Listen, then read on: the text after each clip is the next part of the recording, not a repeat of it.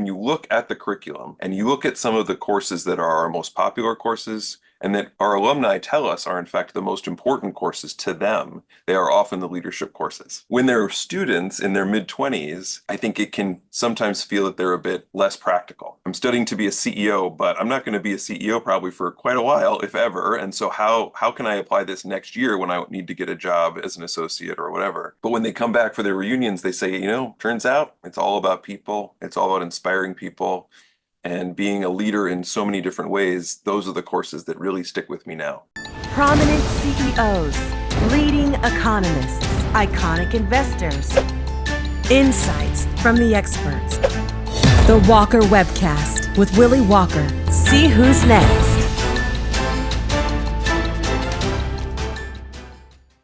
Welcome to another Walker Webcast. It is my great joy to have my friend Matt Weinzierl join me today to talk about, a lot of things.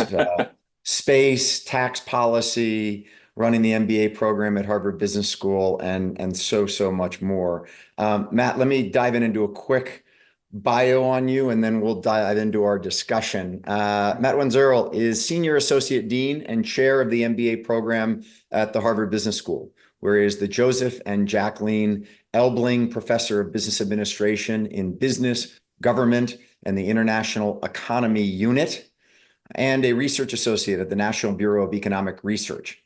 His research focuses on the optimal design of economic policy, in particular taxation, with an emphasis on better understanding the philosophical principles underlying policy choices. Recently, he has launched a set of research projects focused on the commercialization of the space sector and its economic implications, viewable at www.economicsofspace.com. He has served on the Commonwealth of Massachusetts Tax Expenditure Commission, the board of the National Tax Association, and on the editorial boards of the Social Choice and Welfare and the National Tax Journal. Prior to completing his PhD in economics at Harvard University in 2008, Professor Weinzierl served as the staff economist for macroeconomics on the President's Council of Economic Advisors and worked in the New York office of McKinsey and Company. So Matt, I got so much to go into here, but I kind of want to roll back and get to, you spent over half your life at Harvard. That's true. And so your life started out in Minnesota. You went to Harvard undergrad, and you decided to major in economics. Talk for a moment about the kid from Minnesota getting to Harvard University and what that was like. Because I've heard you talk to the faculty at Harvard, not just at the business school, but at the faculty back over in Cambridge, where you talk about the sense of what Harvard's all about and how it's got incredible scale and incredible resources. But at the same time, throughout someone's career there, you might have a moment where you don't feel like you belong. President Faust said that to you once, and you repeated it in one of your speeches. Talk about, did you feel like you belonged at Harvard the moment you got there from Minnesota? Well, first of all, Willie, thank you so much for that lovely introduction. And it's such a pleasure to be here with you and your viewers and your listeners and to talk about all sorts of great topics that we love together. So yeah, wow, going back to Minnesota, it's a special question right now because your viewers may not know, if they're not Minnesotan, that right now is the Minnesota State Fair, which is the second largest state fair in the country. And I'm missing it this year because we started a bit early here at HBS. So it's a particularly bittersweet moment to talk about my home state. But yes, I'm a proud son of Minnesota, grew up there my whole life in Plymouth, Minnesota, went to a wonderful public school system, Wayzata Public Schools, and was just, from an early age, excited, driven somehow by intellectual pursuits and by the search for truth and knowledge and that. And so early on, I got really excited about what college could be. And my parents sometimes make fun of me that in 7th grade, I sent away for college catalogs because I was thinking about this so early. So that's kind of the deep backstory. Economics it's so interesting. Let me jump in there for a second, Matt, because it's so interesting. I have all these young men and women who come to me and ask me about, I think I might want to go to business school.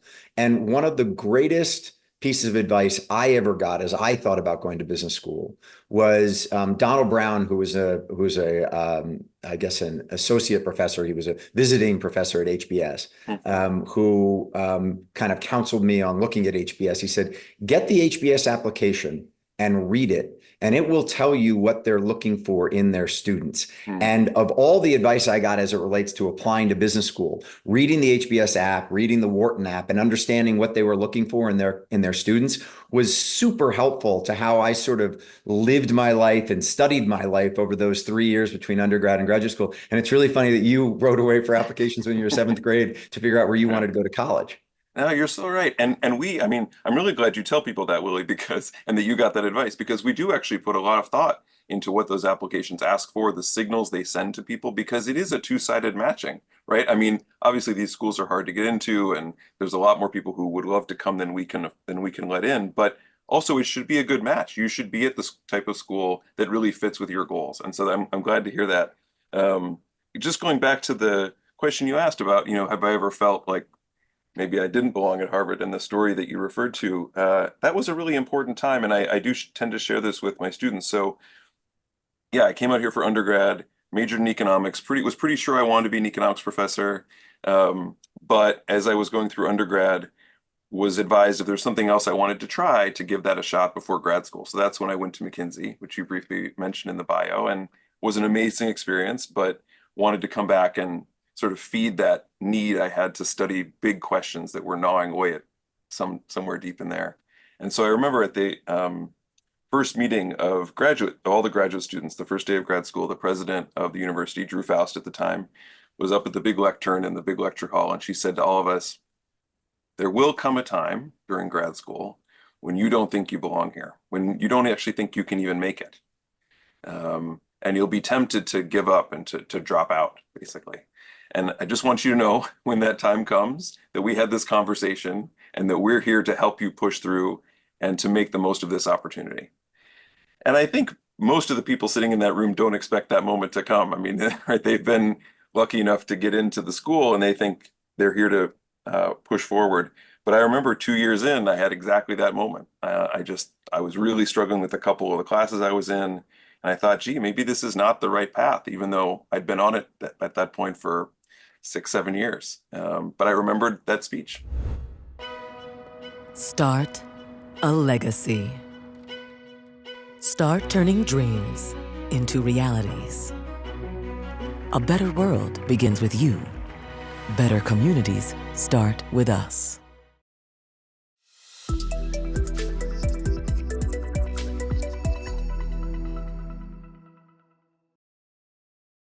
How about when you met with with the chair of the department that you were in, the economics department, when you'd become an associate professor, and he said to you, "Hey, Matt, there are a bunch of really smart people in here. You might not be a Nobel laureate in economics at Harvard. You might want to think about doing something else." How'd that one go over?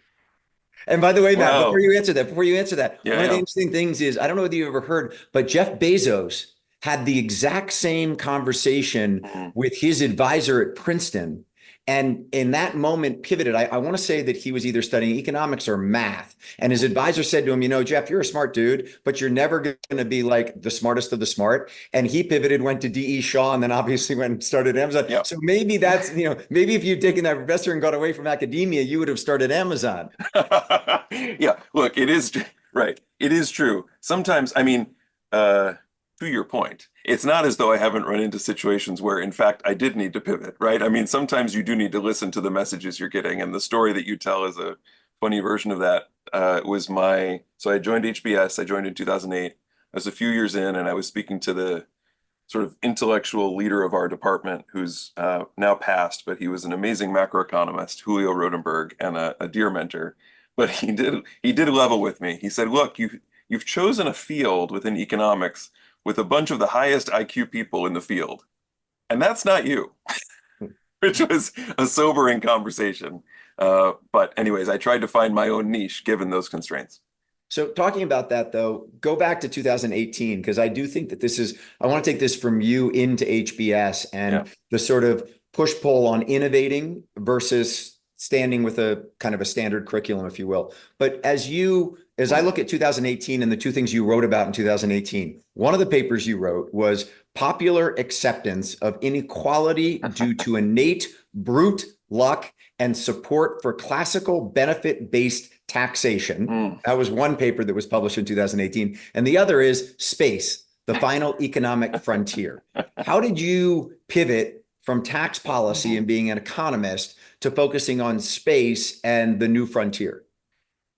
Great. Well, I appreciate the questions. All such fun things to talk about. So a little backstory, the interest in taxation and in these principles of why we tax and how we tax that you mentioned at the very beginning fed in, that's part of that first paper you mentioned, which is how do we think about inequality? How do people respond to it?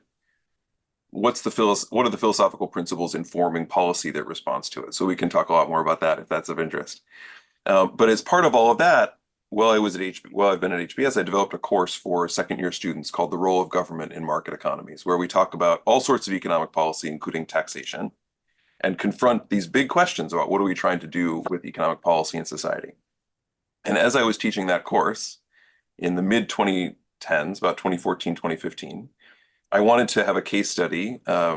Your listeners probably know this, your viewers probably know this, but HBS is primarily a case method-based pedagogy. So I wanted to write a case study on public-private partnerships. Right? When does the government really collaborate with businesses and the private sector? And just at that moment is when SpaceX is starting to land rockets on barges in the ocean. And it occurred to me that I always had thought of space as a purely public sector activity. And lo and behold, here we have this commercial activity happening. And I thought that would be a great case to write for my students. It would be exciting. It's about space and we could dig into the public-private partnership aspects of it. And once I got started on space, I just got hooked because there are fascinating things happening there, whether you're a business person or an economist or just a member of humanity. And so I just kept writing about it, and that led to the second paper you talked about. So I want to go into space in a moment before we dive down into that. You just talked about starting a course. I remember my first year at HBS, and we had a course that was called WOE, which was Work in the Information Economy. And it was exactly what needed to be taught in 1993. And at the same time, you may know, you weren't there at the time, but you may know that WOE went over like a brick. It crashed and burned basically about class 2. And all the first year MBA students were screaming and yelling about the fact that this was like the worst content, the worst taught courses you could possibly imagine. And WOE I believe you may have changed it over the years to kind of rejigger it, but I think WOE was not taught the next year to the first year in 1994. And I've heard you talk about the fact that there is a system at HBS that if a junior professor writes a case, that the case is taught for at least 2 years. That even if the case goes over really poorly, like the entire curriculum of WOE does, the school still sits behind it because they don't want junior professors to have a case that is just sort of said, that was awful, get out of it. And it also pushes your faculty to be innovative in how to teach the case. If it wasn't taught well in 2023, maybe it needs to be updated for 2024. Let's give it another shot, and also push the faculty to teach it. How was it creating a whole new course? I mean, that's no minor undertaking. How much work goes into creating a new course at HBS? Great. That's a lovely question. You mentioned a lot of really important things there. On the 2-year norm thing about cases, I think that, the one aspect I would also mention there is that the world changes so fast, right? One thing I've noticed, I mean, we've done various innovations over the past several years, which maybe we'll have time to talk about here. And sometimes the first run out, there's always bugs, things don't go so well, but also not only can you fix those going to the second year, but just going into the second year of trying something, often the ground has shifted a bit underneath, and students are more open to a case that might have been a little ahead of its time almost in that first run out. And I think that's true of courses and cases. Building a new course at HBS, I found to be just tremendously fun, actually. I think most of us are there as faculty because we are really, really excited about the topics that we study and teach about, and we think they're important. And so being able to craft your own case or your own course from scratch and think about what's the arc, what's the overarching intellectual framework and what we're trying to teach here? What do I want students? sorry, a little bit of a tangent here, but when I was several years ago, I took over as course head of one of our first year courses, not WOE, but Biggie, the Biggie, one that you mentioned in your Biggie. introduction, Okay. Business, Government, and the International Economy, which is a long-standing and very successful course. And I inherited the course head position of that. And one of the first things that struck me is I'm responsible, at least for the next few years, for what we use these 40 precious hours to teach the 1,000 HBS MBA students of this class. Like, what an incredible responsibility and privilege that is to have these 40 hours to teach the stuff that you think is most important about how the world works or how companies work, or depending on your course. And so it's really a joy to build a course and to teach a course. It's a lot of work because you've got to write new cases, you've got to figure out how they all fit together, you've got to think about the teaching plans. Our students rightfully have very high expectations for the classroom. And so you're very nervous that first time you go out, whether it's going to work or not. But I will say that when I built the courses that I teach, whether it's role of government or now a course on space that I've taught for the past few years, those I teach in the second year, which is the elective part of the curriculum for our non-HBS viewers. Whereas the first year, that required curriculum, where I think WOE was taught, the stakes of building a new course for that are all the higher because it's all 1,000 students, not just those who've chosen to come in. And so that is a bit of a difference in those two. In your I think it's interesting talking about the 40 hours you have, but you in your commencement address last spring talked about the 638 days that the class of 2024 had at HBS.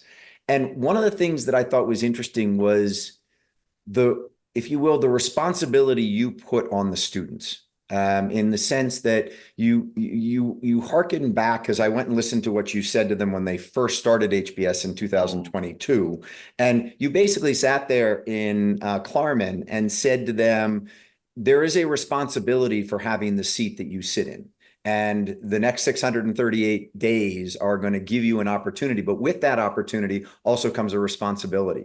Talk about that, Matt, because I think it's a somewhat different tone. When I was there was this sort of like, you're privileged. Like, congratulations on getting into this place. And we heard Michael Dell speak like the second day we were there. And I was like, wow, this is pretty cool. I get to see these people. And isn't this a great privilege?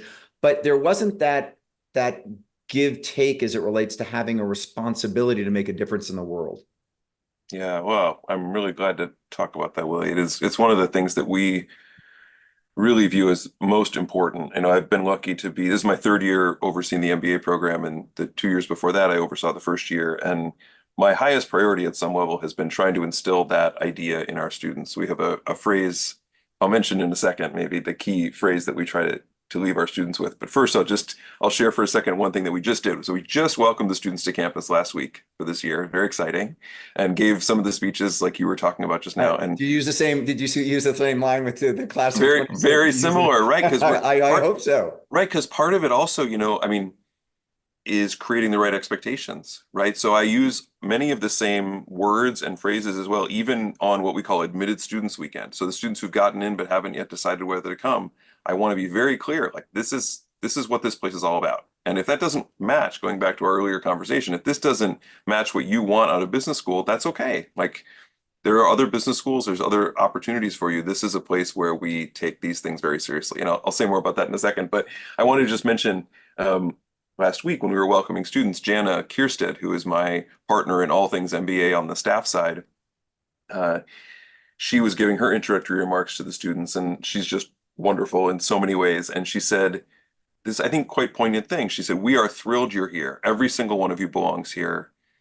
But I want you also to know that there were 2,000 or 3,000 other candidates who were equally qualified and would love to be here but couldn't be.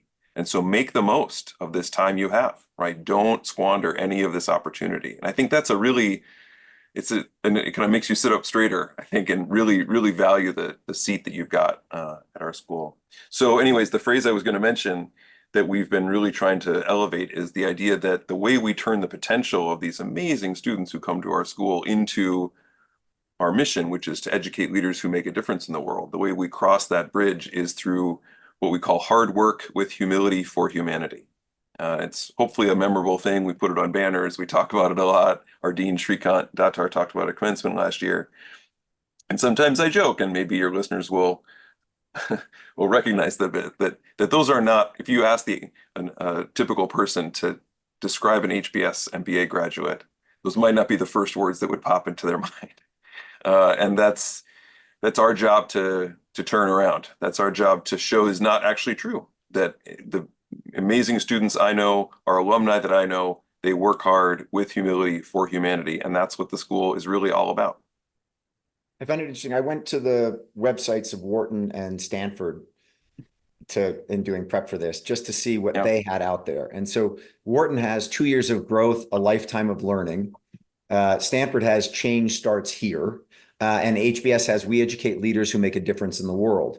Yeah. It's interesting. I've always thought that the business school was actually a leadership school, and that the fact that it's called the business school is somewhat of a misnomer, because it really is focused on training leaders to take leadership roles across industry, but also across society. I mean, someone from my class is the prime minister of Greece right now.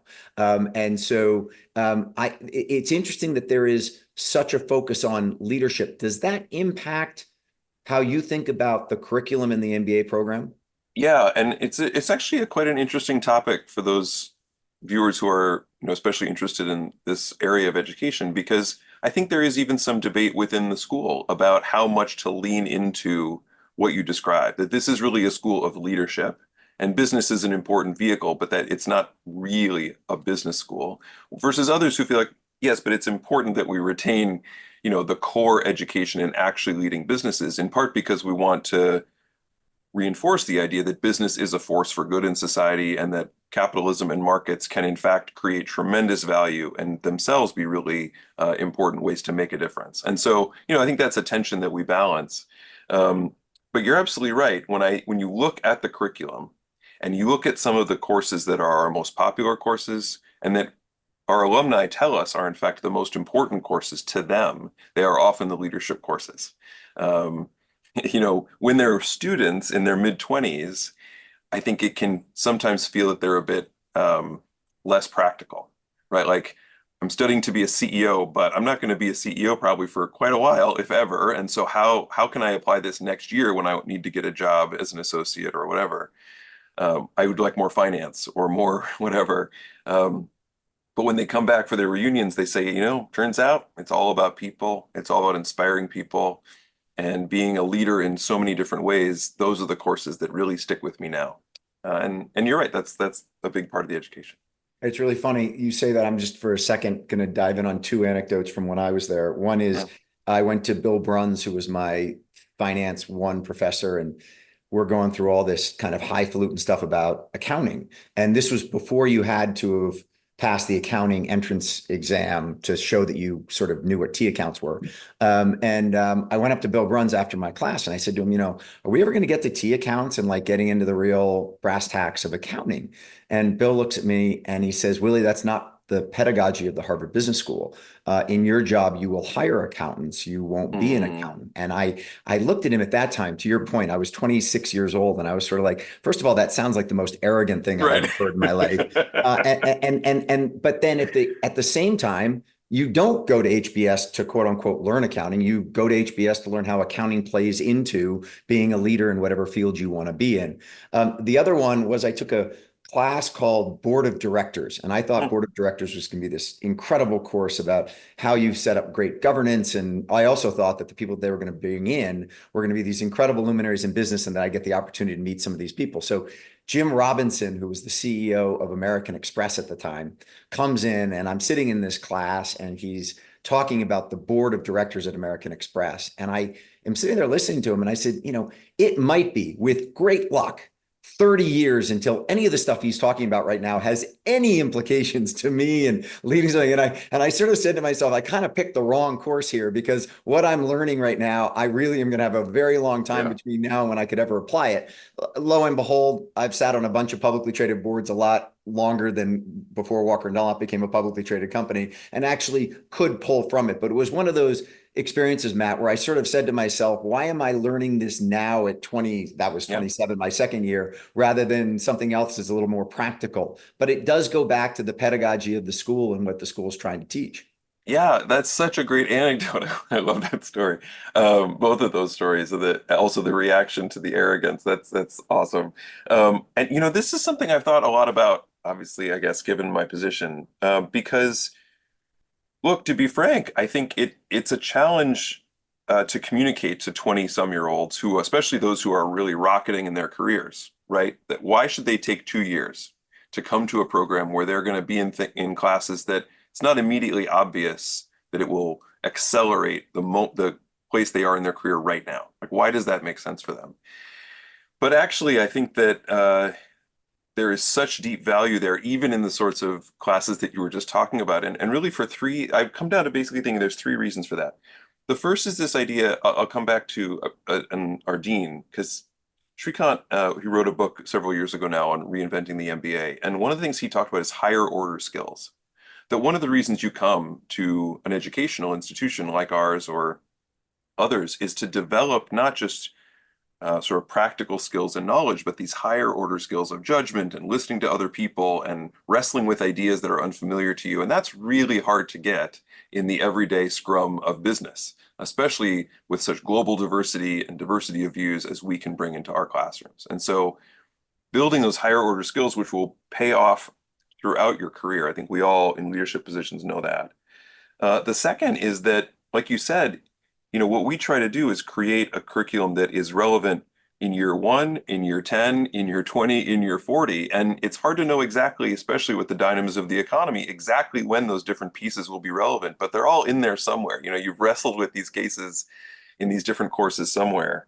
And then the final thing, and this is something that I think is hard maybe to appreciate until you're a part of the community, is that because I sometimes talk, why should we get such incredibly high potential students? We often say, like, we want the world's highest potential young leaders to think of HBS as a default step in their educational journey. Like, why? But then you might ask, why should we get those wonderful students? And I think it's because when you bring these people together, magic is created. They lift each other's sights. They start to think, wow, what kind of a difference could I make in the world given all these extraordinary people around me have such high ambitions for themselves. And that's the kind of thing that happens, I think, in our community that's really quite exceptional and makes you think about the amazing things you could do. When you think, I hadn't planned on talking about executive education, but I want to make this conversation not just sort of, if you will, HBS specific, but Yeah. let's just say I'm a business leader listening to this, and I'm sitting there hearing Matt talk about bringing together exceptional people. He or she thinks they have exceptional people on their team at their That's right. company. You have, thousands of mid-career executives come to HBS every year, and you bring them together in a classroom, whether it's in the, what is it, AMP program for presidents and Mhm. managers, to just pure executive education, to also companies that bring teams of people to HBS. What is it that someone could replicate? And I'm not trying to say don't go do an executive Yeah, ed yeah. course at HBS, because obviously we want to promote that. But if I'm sitting here saying, gosh, this is an interesting conversation about getting great people, Hmm. exchange of ideas, how can someone simulate that in their business? Or Hmm. what is there something that happens on the HBS campus that someone could sit there and say, I've listened to this webcast and I'm going to go just take some of the thoughts that Matt talked about what they teach, how they think about teaching the old with the new. And we as a company need to think about continue to do what we're doing today, but also innovating as we do it. What would be something Hmm. that a leader could think about that they could do at their company?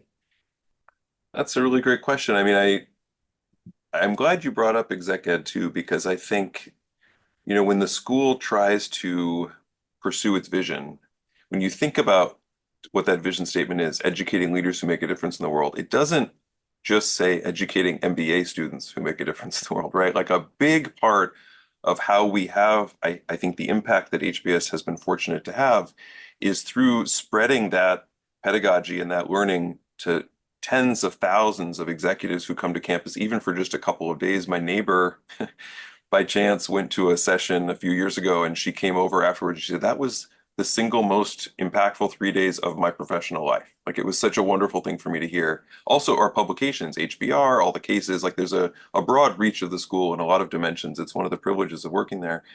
But I think within a company, you ask how could without tapping into sort of the HBS campus.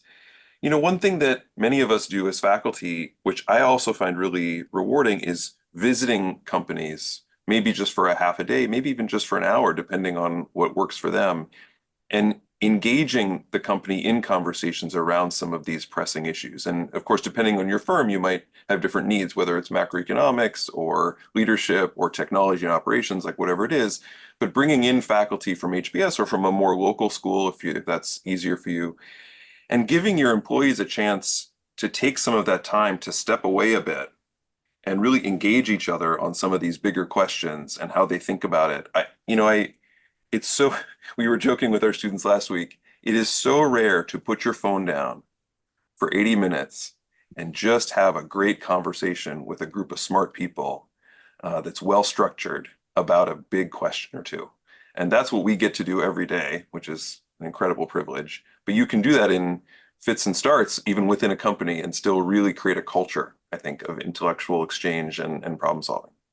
I think one of the other things people can potentially do, and I just thought of this, was, look in the case library about a case that might be relevant to your company or your industry, and just do a case study, if you will, on that. I was with Phil Washington, who's the head of the Denver Airport Authority and runs Denver International Airport. And when I was taking Tom, Kim Clark, who was the dean of the MBA program, he was my Tom professor, and he'd done a case on the building of the Denver International Airport and the automated baggage system.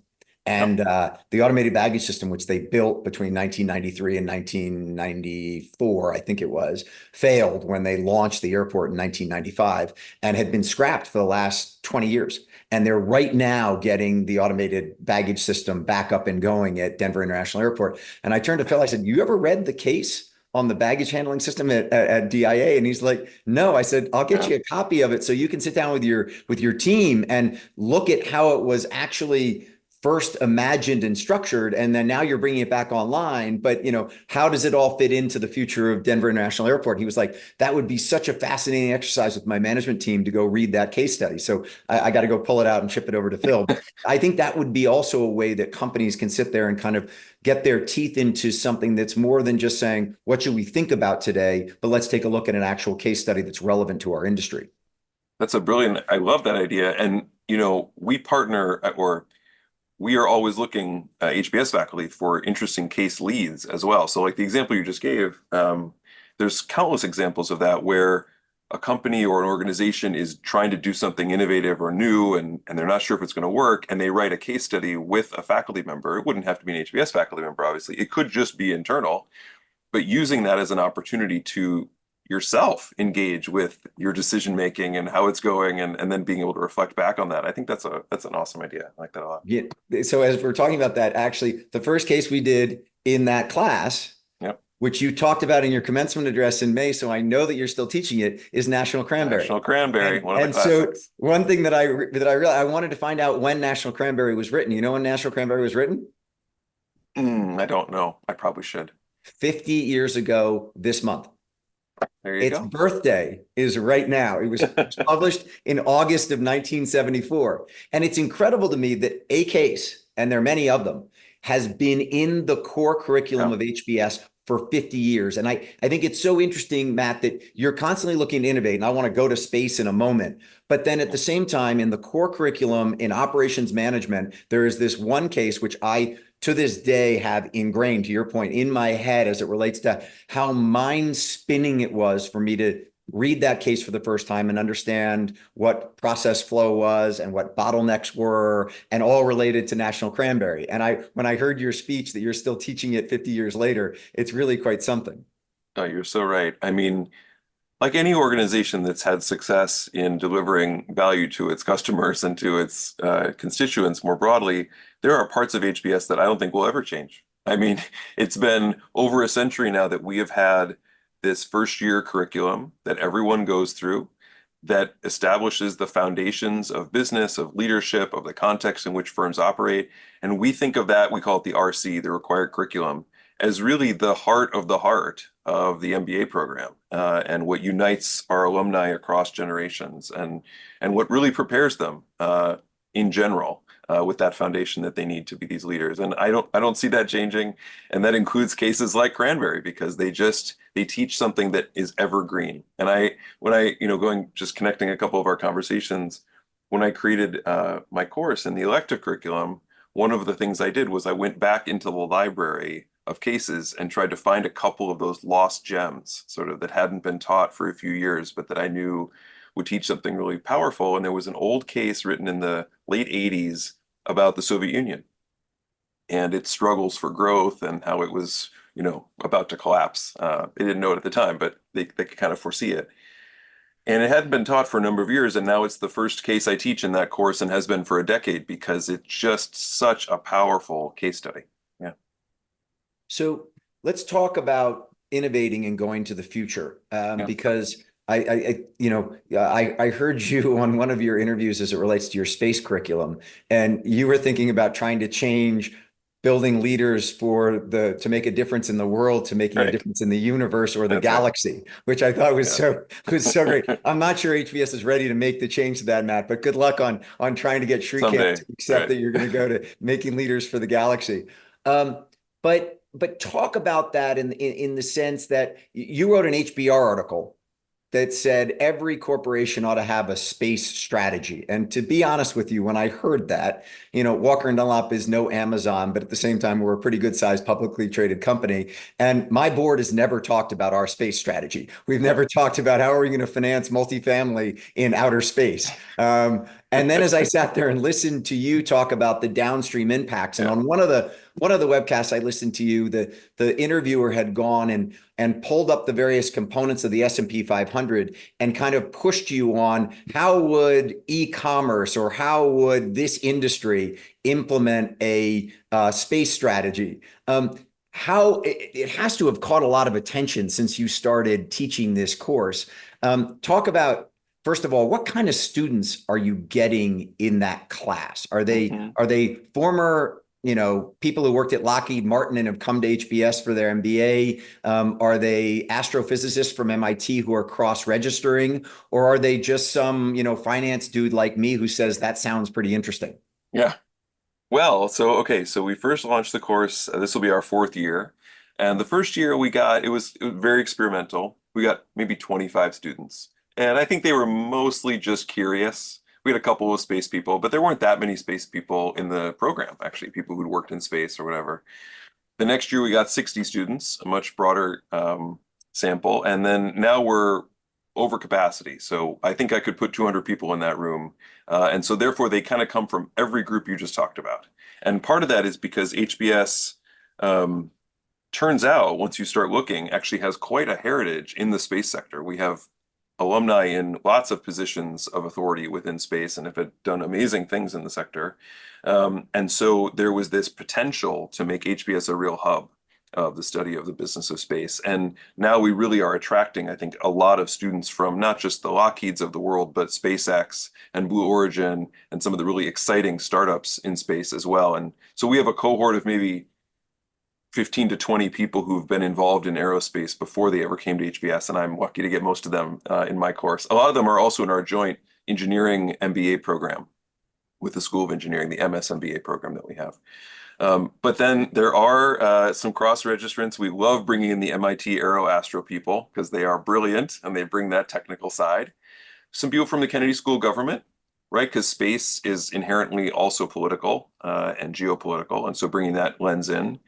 And then, yes, that group of people like you who they're not really sure how space might figure into their career or their life, but they're intrigued and they know that it's one of those things that they might be a little bit ahead of the curve. And so they want to get that basic survey course view of what's going on. The economics of space, you talk about it being the sort of the last frontier. There's a lot of kind of questions / potential criticism as it relates to some of the space exploration going on by particularly the, if you will, space tourism people of we got enough problems on Earth. Let's figure out how we actually house people in safe homes and the changing environment before we figure out how we launch 1 million people to Mars, as Elon Musk has outlined as his objective in the next 30 years.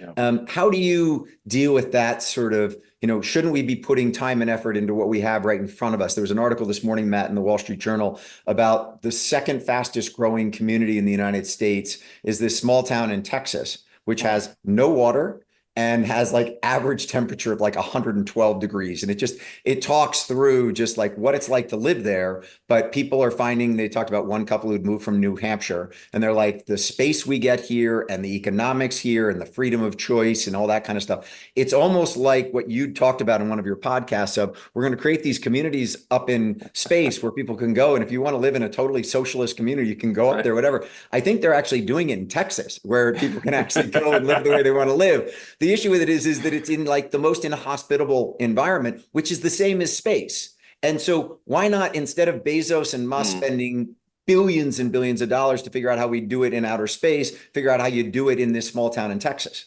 Yeah, it does sound like Mars, the way you describe where they're Yeah, it living. does. It very much so. Right. It's a really important question because unfortunately, I think the coverage of space, so to speak, has focused largely on the sort of joyride part of it, right? Or sort of the most speculative part about settling Mars or creating these giant colonies in space. And partly that's because the space nuts, like the people who are really excited about space, are really excited about that. They always have been since the 60s. You go back to the Apollo era, immediately after we started the Apollo program and landed on the moon, there were these visions of colonies on Mars and colonies in space. So that's always been a part of the space world, but it misses the big message to everybody else, which is that space is really just another place, like Latin America or Europe or anywhere else. It's just another place that happens to have some really remarkable kind of natural resources that we might use for the betterment of all of humanity. And so just to be clear about what I mean by natural resources, there are some like some physical resources in space, like helium-3, that actually might be valuable for nuclear fusion. And we'll get there someday when we're mining those. But I actually mean something much more practical, which is it's the position that your satellites can be in space and what that can mean for the transmission of data, for Earth observation, whether that's for monitoring climate variables, whether that's for satellite broadband to connect people like in rural Texas where they may not have fiber, but they could be connected to the internet just as much as anybody else with Starlink. Whether it's also the microgravity of space and what that might enable in terms of manufacturing of pharmaceuticals at lower prices or in ways that we haven't been able to do before. And there are startups doing exactly that. There's a lot of technical stuff in there, but when you're the way to think about it is when you're mixing things here on Earth, gravity is constantly causing them to separate or to settle out. Whereas up in space with microgravity, things just kind of mix more naturally. And so you can imagine different manufacturing processes working better up in space. So whether it's data from and through space, whether it's manufacturing in space, there's a ton of things that we can do up in space that will benefit us here on Earth. And that's why I'm actually so excited about it. I mean, of course, I hope someday that we are exploring the cosmos. That would be really exciting, and I think great for us as a species from a philosophical and sort of spiritual perspective. But there are practical benefits as well. Do you side on either one? I love hearing you talk about the spiritual side of it, and then also just the new frontier. I mean, that growth is sort of, particularly in the United States, growth is sort of innate in Americans, and that we like to grow, and that we've been kind of built into growth is good. And so the idea of growing in space is great from sort of a humanity standpoint. But there's also, do you side on the Musk sort of, I think it'd be great to have a place to send 1 million people to Mars for the life benefits, et cetera, versus the Bezos of let's keep the planet Earth. It's the most habitable planet that we know in the galaxy. Let's try and keep it as the place that humans come and actually live. And let's take all the dirty stuff and put it up in space. Yeah. When I heard you explain it that way, I thought, Matt, that clearly put Blue Origin in a distinct sort of view for me than what Musk and what Branson are trying to do on this kind of space exploration side. Do you side on one side or the other? I don't think I do. I don't mean to cop out. But I guess I think they're both important. And so maybe I can explain a little bit why I think that. Actually, it's interesting. Bezos, I mean, the mission statement. So I don't know how many of your viewers follow the space startups, but Bezos' space company is called Blue Origin, and he founded it about the same time as SpaceX, 25 years ago now. And the original mission, and still at some level, the mission of Blue Origin is millions of people living and working in space. Now, they sort of appended to that over time for the benefit of Earth. And I don't know if that's a response to some of the criticisms that you raised at the start, that like, wait a minute, let's keep the focus on the 99.99% of humans who live here, or whether it is in fact a shift in, and whether it is in fact a shift in how he views it, or exactly what it is.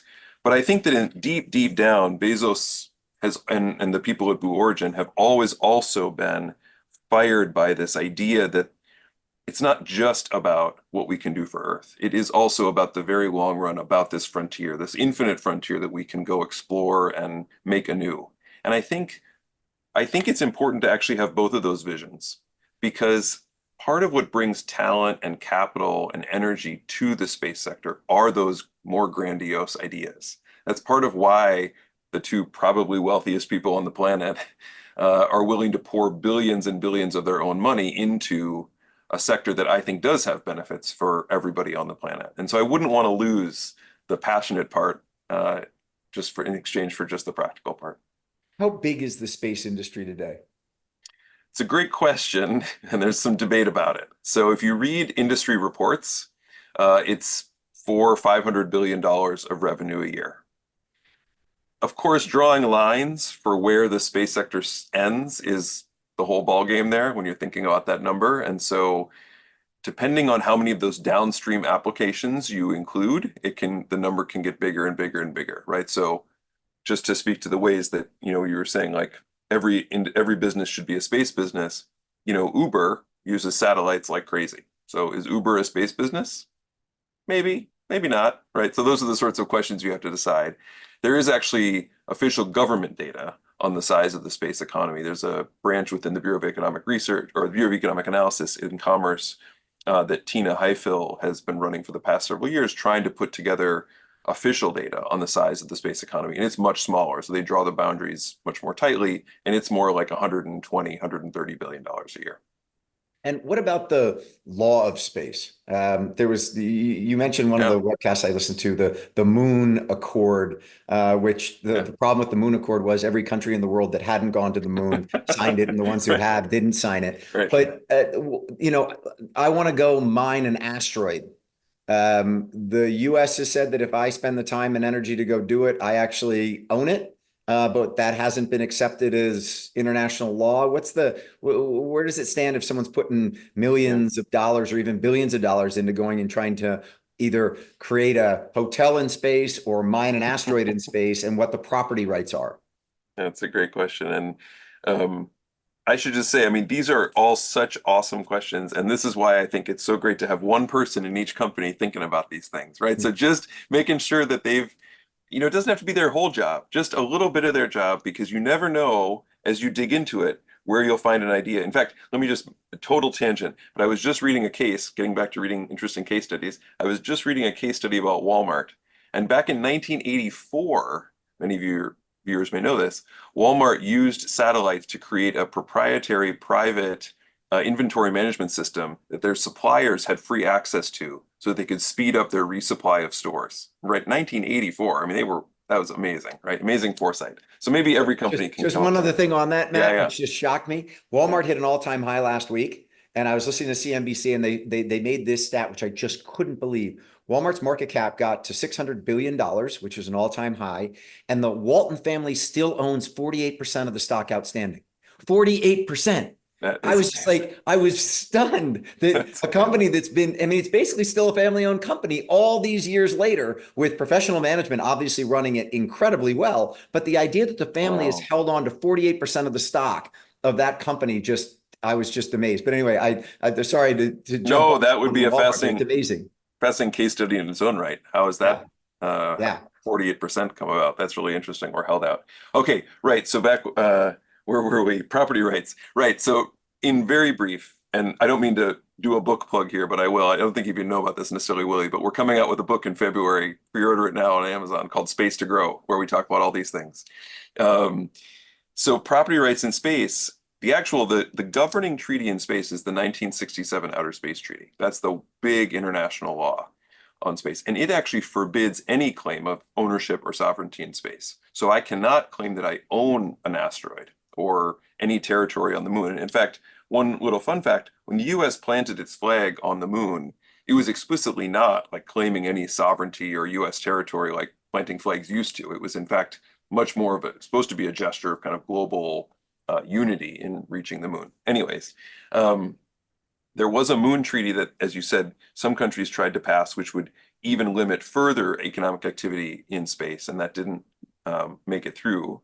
And then in contrast, in 2015, the US passed its own, as you mentioned, unilateral law, which is part of the Commercial Space Launch Competitiveness Act, told US companies that if you're flying under our flag into space, you can go to an asteroid, mine it, and you can sell what you get from that asteroid as if you have a property right over it, basically.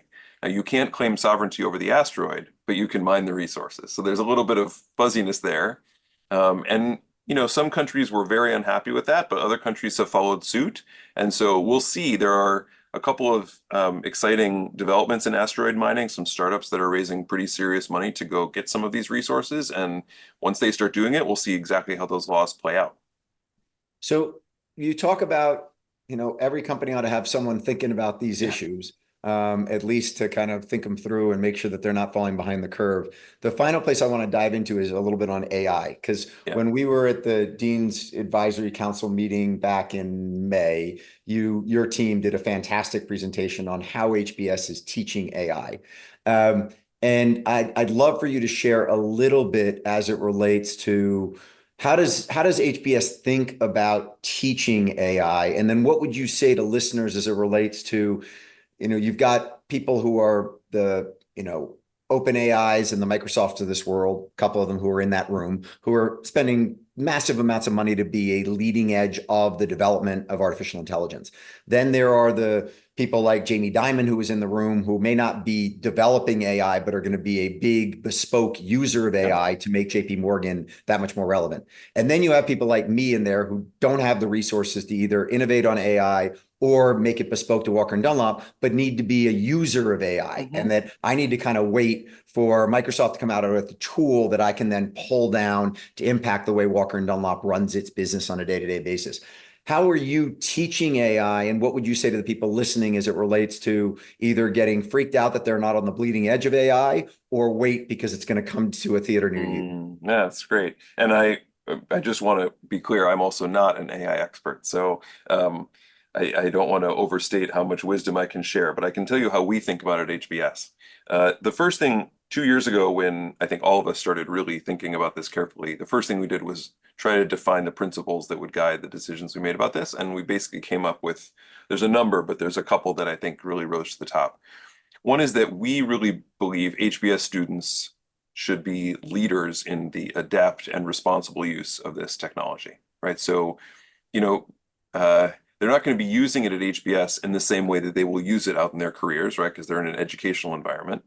But we want to use this time that they're here to really prepare them to be on the cutting edge. And so that's why this year, actually, we have a new course that's being required of all of our first year students on data science and artificial intelligence for leaders. And so really giving them a foundation in what is the technology, how is it developing, how would you use it in your business, what does it mean to use AI to make your businesses operate more efficiently and innovatively, and how can you, after these 2 years are over, learn how to stay abreast of the cutting edge of the technology, right? That's also part of what you need to learn here. Is not just, we don't just want to give people the fish, we want to teach them how to fish. And then in our second year, of course, we have lots of offerings where people can go deeper into particular aspects of those tools.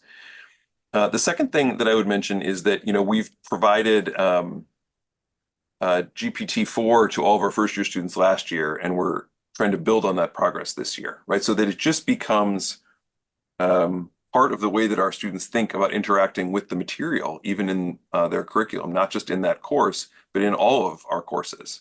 We really want AI to elevate, this is the second principle, is really elevate the HBS education, not undermine it. I think there's been a lot of concern in educational circles about what AI would do, but we feel like it's just another accelerator of learning. Now you're able to query the AI about the case study and really push yourself so that our conversations could get all the richer and all the harder in the classroom. So I think that's really exciting and probably what it'll be like for most people in the business world as well. And then the last thing I'll just mention is, do as we want to show, not just tell. So HBS has always tried to be an example to our students of excellence in operations in all things that we do. And part of that now is digital transformation. So one of the big initiatives of our dean when he came in was to full scale digitally transform HBS and how it operates, and also to create this initiative called D Cubed that is focused on using AI and technologies to push the research frontier of the school forward, which in some ways is a big part of what we are trying to add to the world. And so exemplifying to students how we do it and looping them into that is part of it as well. Really interesting about you having everyone use GPT-4 as they come in. It reminds me the fall of 1993. So, unfortunately for me, 30 years ago, we got our laptops and we had AOL Beta. So we had the first email system out of AOL installed in our laptops when we arrived on campus in the fall of 1993. And obviously, particularly people who are younger than me and younger than you don't even think about a world without email and the internet. Exactly. But, that was very innovative back then. And just being able to communicate on email seamlessly with our classmates. And I can't even remember when my parents got email back then, but it wasn't like I was chatting with my parents on email when I first showed up at HBS in 1993. Yeah. But it's interesting that the way that technology has come in and needs to be adopted. And when we started working with it, it was sort of like, what are we going to do with this stuff? And like, how does it happen? I don't know. It was quite something to think. Totally. 30 years. Totally. I think, and I think AI, our conversations connect because I think AI and space are actually in some ways closely related. Like in both of these sectors, you have this amazing, if you want to think about it in economics terms, you have this amazing shift out in like the supply. So like just technology has moved so fast, it's lowered costs so much in AI and space of doing activities sometimes we never even imagined we could do. And now we've got to get the demand side kicking in. Like basically people have to figure out how exactly they're going to use these technologies in value creating ways. And so, I've been working a lot with companies to try to figure that out on the space side. And I think we're trying to figure that out as are most institutions on the AI side. And I see our students spanning this fascinating spectrum. We've got the power users, right, who are just deep into it. They can't wait to make the most of it. And then you've got the people who still haven't really dipped their toes very much in, except a couple of fun queries. And then the big group in the middle that knows there's a lot of power there, but they need some help getting up that curve. And that's one of our goals. Super neat. Final question, Matt.